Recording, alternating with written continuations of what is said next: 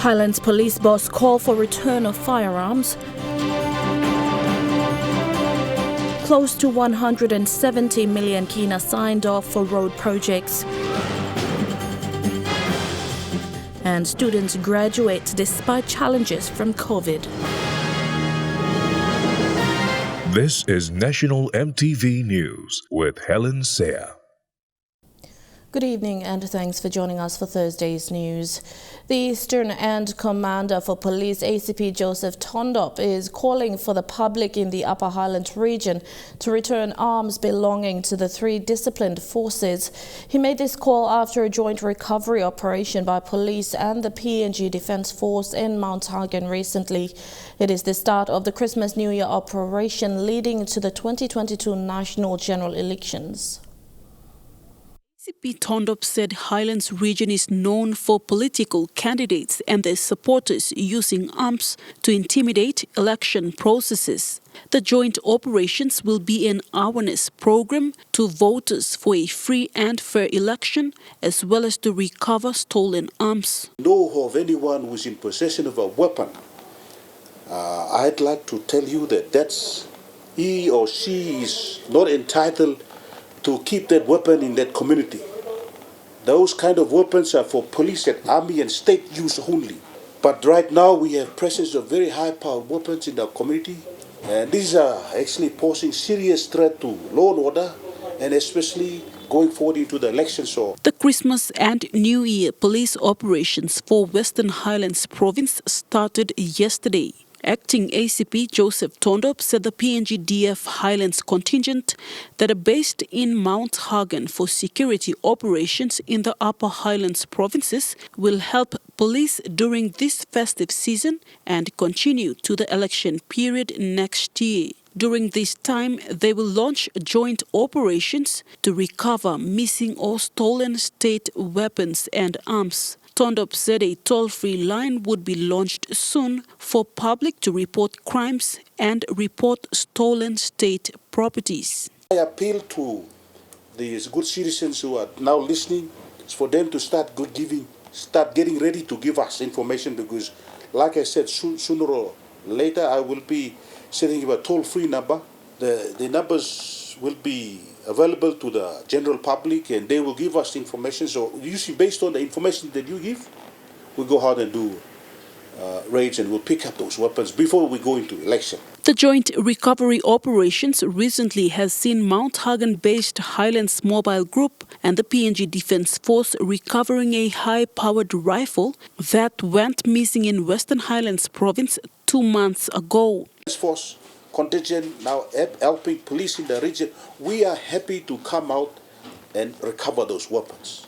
Good thinking citizens is a very good appeal to you. Vasinata Yama, National EMTV News, Mount Hagen.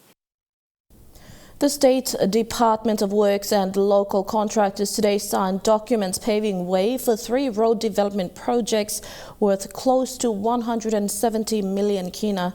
The road development projects are funded by the Australian government through its Transport Sector Support Program for the government's much talked about Connect PNG program. The instruments for the road development were executed today by the state through Governor-General Sebob Dadai, Secretary for Works David Were, and the contractors. These are for contracts for the redevelopment and maintenance for the Boluminski Highway in New Island, Wau in Morobe, and Kokoda in the Northern Province. The contracts are 5-year performance-based contracts for upgrade, resealing and drainage work. The department is now shifting from small minor works to long-term based, performance-based contracts, and we've just seen these contracts will last next 4-5 years, meaning that every day you will have a full-time contractors on site. We don't have to go and look for contractors when there is emergencies or when we are facing challenges on the highways. So it's a good model we have developed, and it's working on many of the highways. That is the future of fixing our highways. The Government of Australia, through the Transport Sector Support Program, is funding PNG government's ambitious Connect PNG program. We hope to see that people will benefit out of good roads on these highways. So congratulations to all our contractors. Now the task is on you. We'd like to see that you meet those maintenance specification standards that have been outlined, and we'd like to see some quality performance. The contract for the Boluminski Highway was awarded to Jim and Construction for 51 million KINA, Kokoda Highway for 51 million KINA to EJ Sisters Limited, and 65 million KINA goes to Classic Engineering for the 9 mile to Pine Top in Morobe. Say a big thank you to the Australian government for funding this, fully funding this road. It has been a while, but at last we've signed it. We've been doing probably about 100 cases right throughout the country. We'll try our best to do what we can to get the project done as quick as we can. Works are expected to start early next year. Bradley Valenaki, National EMTV News. A local businessman says the redeveloped 9-mile road drainage system is killing business. He claims attempts to speak with the city authority regarding the matter have been unsuccessful. The 9-mile road project is taking shape, a development that is expected to give a facelift to the once dusty corner of the city. But it's also come at an expense of local businesses. We like him, must think big now. This like drain must close him off. And our driveway must cement him now. Then all client must drive in, people must drive in. Meklawai is the owner of 6 properties along 9 Mile. Now 3 of them don't enjoy the cash flow they were used to. Now no business now. Like you should drive this way, but you are driving from this side. The highway buses and vehicles that frequently stop over to access his shops can't come in because of the drainage system. I WhatsApp to Governor TD Menancha regarding this one. And also I invite, I think, 1 or 2 times the news reporters like EMTV, Kundu, Post Korea. This is third time. Nothing has happened. Bradley Valenaki, National EMTV News. Leh District will be taking over some areas within Nawai and Huon Gulf districts that collide with its political boundaries. Leh MP and Minister for Land and Physical Planning, John Rostow, said this is part of the city's plans for new suburbs. The plan to move these areas to Leh District will be discussed in the next Parliament sitting. Leh is known as the country's industrial center.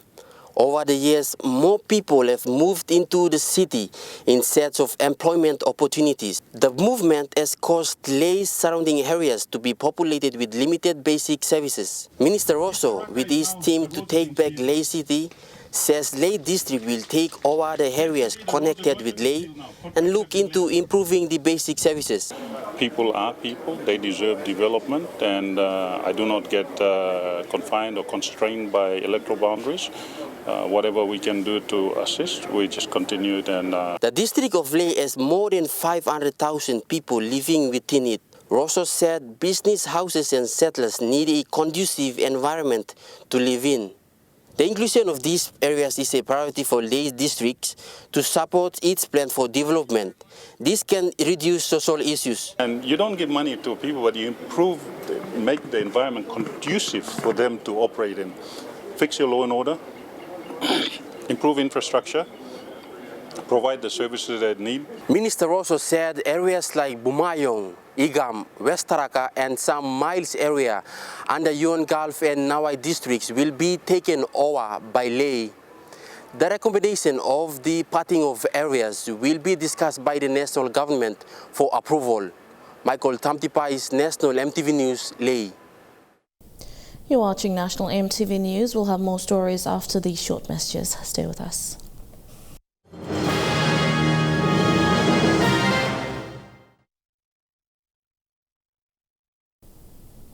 Welcome back to the news. Founder and director of Waigani Christian College, Benjamin Moll, says private-run schools in the country are being affected greatly due to parents of many students withdrawing their children during this year. About 1,000 students withdrew from the Waigani Christian College due to the pandemic. This affected the school's operations. However, the good news is that 300 grade 8, 10 and 12 students graduated today.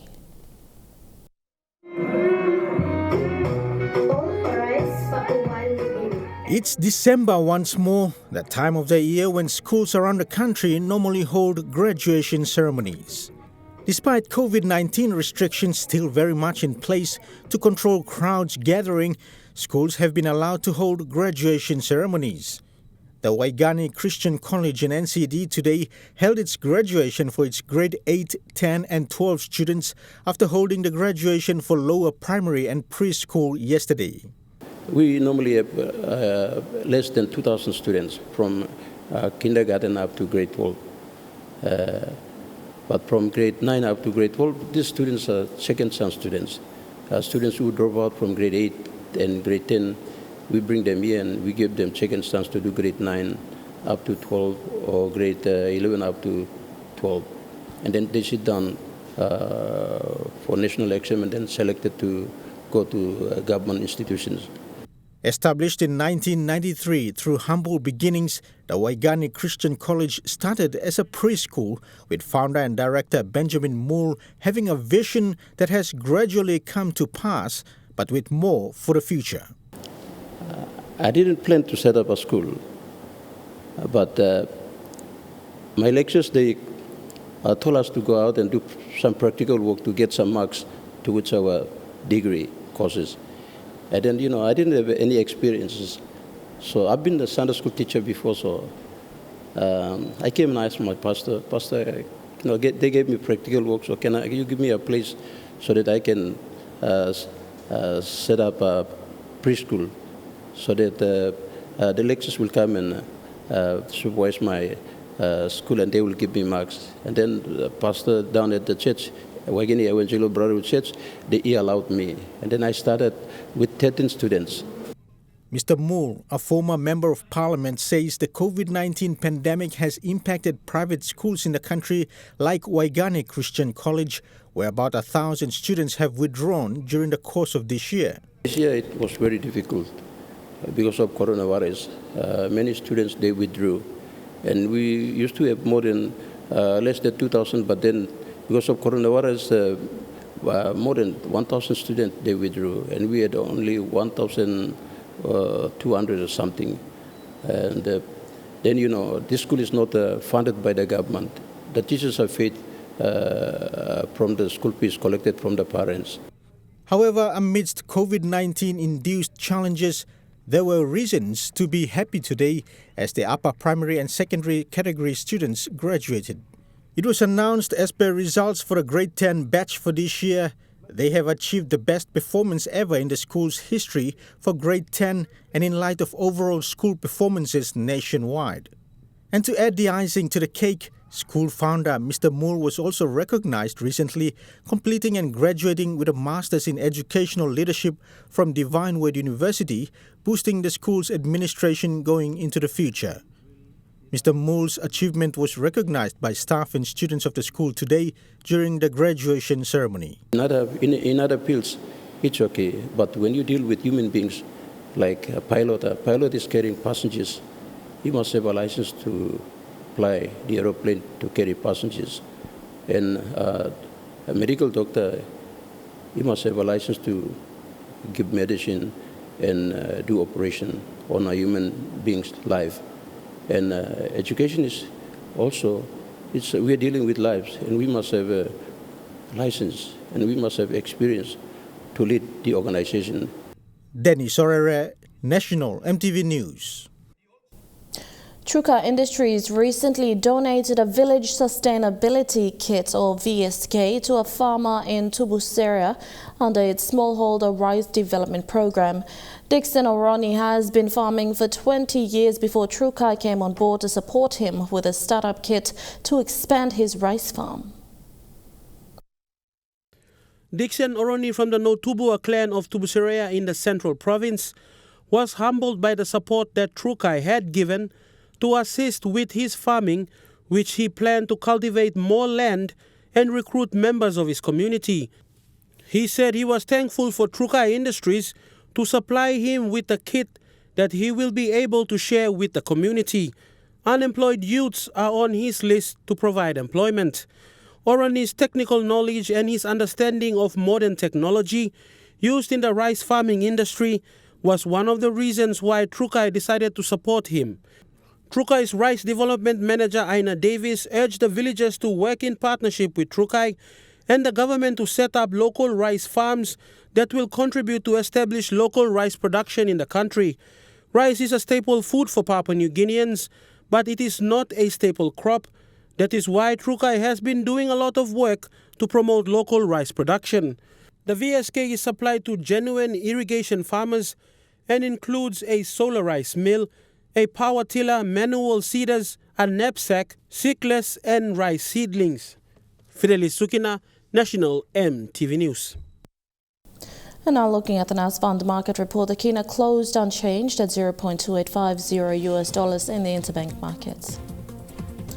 At Bank South Pacific, your KINA is buying $0.2775 $0.3833 Australian dollars, $0.2368 euro and 30.96 Japanese yen. Looking at commodity prices at New York close, gold is trading higher, coffee and copra closed higher, and cocoa closed lower. Crude oil is trading higher, palm oil and copper closed higher. And on the stock market, the Dow Jones closed higher, the ASX 200 is trading lower, and the Ordinaries is trading lower. You're watching National MTV News. We'll be back with more stories after these messages. Stay with us.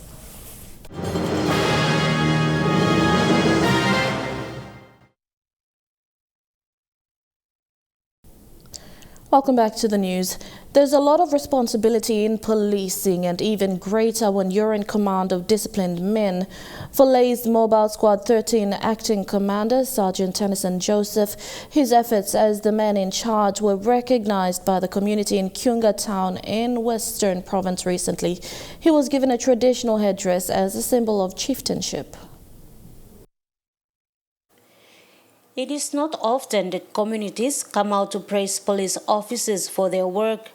For this police officer, Sergeant Tennyson Joseph, his professionalism and dedication speak for themselves. On Saturday, the community at Oktedi Limited in Tabubil bestowed upon him a traditional headdress as a sign of respect and honor for his efforts. The acting commander of Mobile Squad 13 and his men were deployed to Tabubil and Kiunga in August of this year. According to a community leader, Henry Asekim, Sergeant Tennyson Joseph was praised for conducting a lot of awareness on law and order, drug and alcohol abuse, amongst others. Lay's Mobile Squad members have restored public confidence in the township under his leadership. Andrea Sakim says the community was pleased with the officers' conduct. This is the second time Sergeant Tennyson Joseph and his men have received praise for their work. On 30th June, Sergeant Tennyson received similar sentiments at KINA, Eastern Highlands Province, for their efforts in ending weeks of fighting between two tribal clans.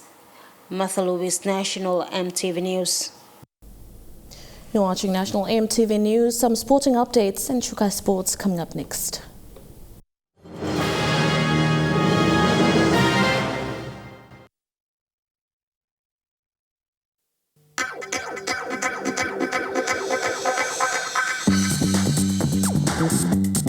Truka Sports.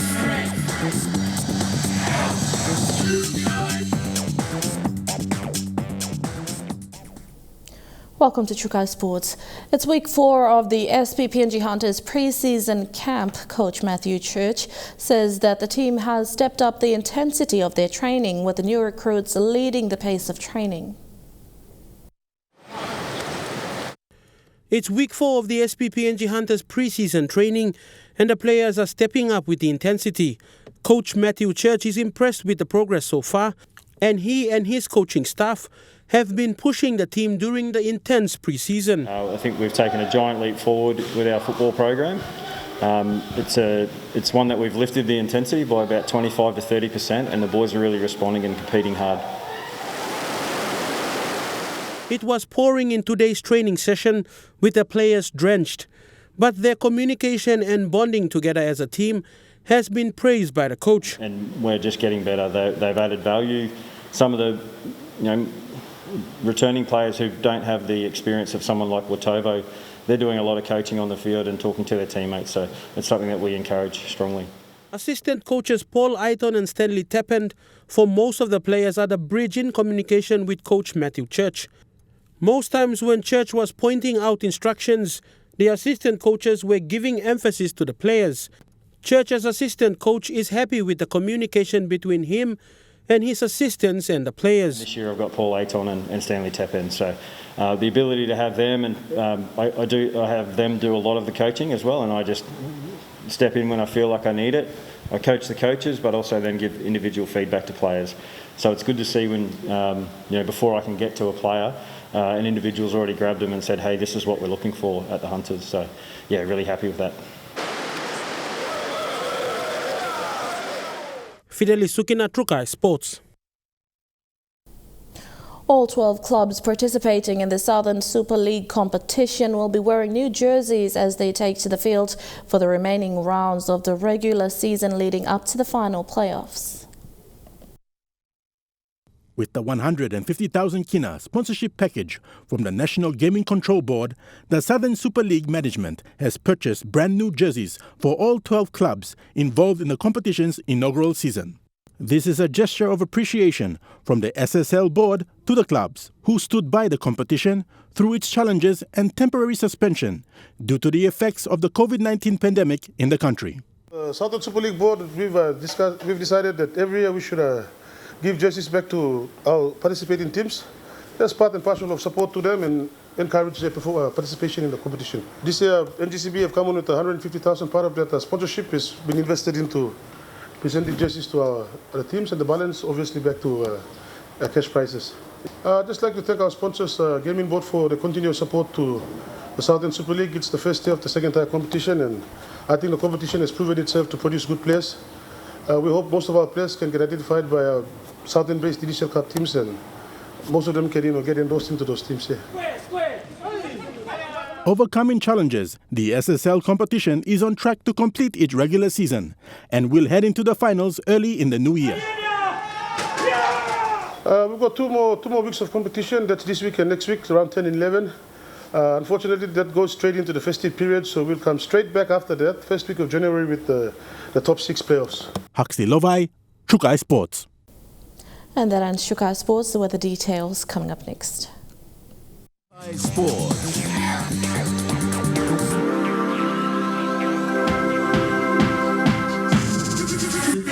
Truka Sports. This weather update is proudly brought to you by MoniPlus, with you always.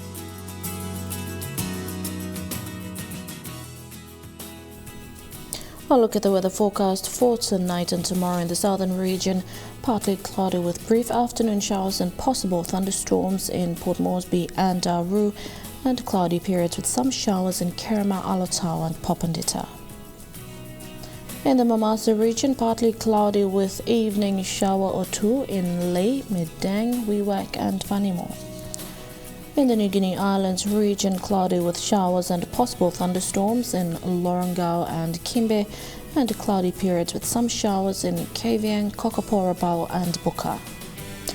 And in the Highlands region, cloudy with rainy periods right across the region in Mount Hagen, Goroka, Kundiawa, Mendi and Wabag.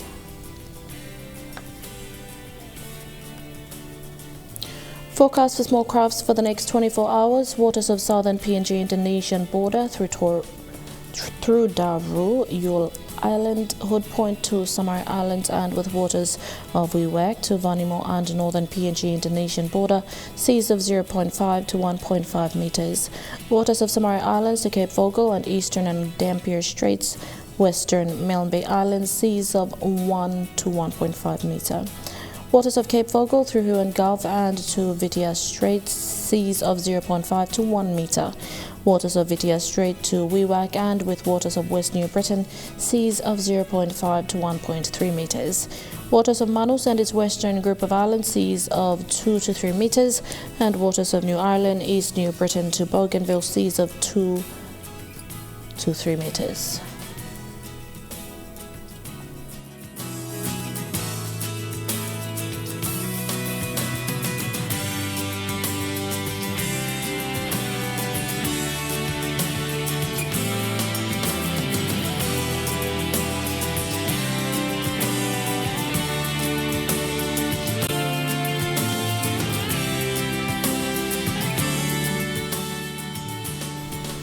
A look at the weather forecast for PNG areas in the Coral Sea. Seas smooth with southeast to northwesterly winds at 5 to 10 knots. In the Solomon Sea, seas slight to moderate with west to northwesterly winds at 10 to 20 knots.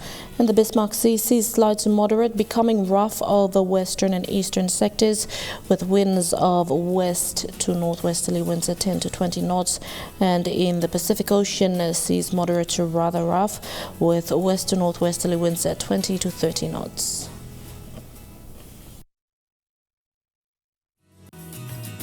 The weather update was proudly brought to you by MoneyPlus, with you always.